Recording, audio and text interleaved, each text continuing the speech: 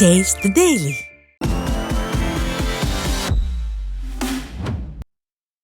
தூத்துக்குடி மாவட்டம் கோவில்பட்டி அருகே வனத்துறை அதிகாரிகளின் அலட்சியத்தால் நாய் கடித்து உயிரிழந்த மானை சமைத்து சாப்பிட்ட நபர் பிடிபட்ட நிலையில் எஞ்சியிருந்த மான் கறி சிக்கியது. பன்னீர்குளம் பகுதியைச் சேர்ந்த ரியல் எஸ்டேட் அதிபரான முத்துப்பாண்டி என்பவர் தனது தோட்டத்தில் இறந்த மானின் கால்கள் உள்ளிட்டவை சிக்கியது.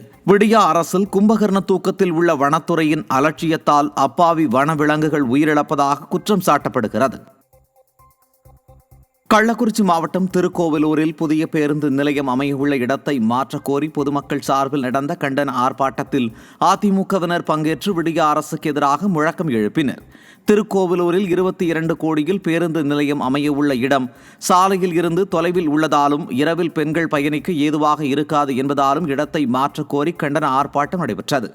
ஸ்டாலின் அரசு இடையூறு ஏற்படுத்தும் நோக்கிலேயே செயல்படுவதாக குற்றம் சாட்டப்படுகிறது.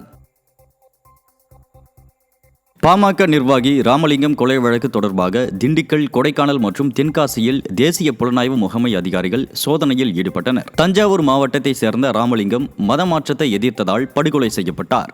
இந்த வழக்கை விசாரித்து வரும் NIA அதிகாரிகள் திண்டுக்கல் ஜின்னா நகரில் வசித்து வரும் STBI மாவட்ட பொருளாளர் ஷேக் அப்துல்லா வீடு உள்ளிட்ட 8 இடங்களில் சோதனை நடைபெற்றது. அதேபோல் கொடைக்கானலில் 5 இடங்களிலும், தென்காசி மாவட்டம் கடையநல்லூரில் முகமது அலி என்பவரின் வீட்டிலும் சோதனை நடைபெற்றது. திருவாரூர் சேந்தமங்கலத்தில் விநாயகர் சதுர்த்தி விழாவை முன்னிட்டு வடமாநில தொழிலாளர்கள் பல வண்ணங்களில் விநாயகர் சிலைகள் தயாரிக்கும் பணியில் ஈடுபட்டுள்ளனர். ஆகஸ்ட் 27, 2025 அன்று கொண்டாடப்படவிருக்கும் இவ்விழாவிற்காக சிறிய சிலைகள் முதல் பெரிய சிலைகள் வரை நூற்றுக்கணக்கானவை விற்பனைக்கு தயாராக உள்ளன. இந்த சிலைகளின் விலை 150 ரூபாய் முதல் 30,000 ரூபாய் வரை உள்ளன.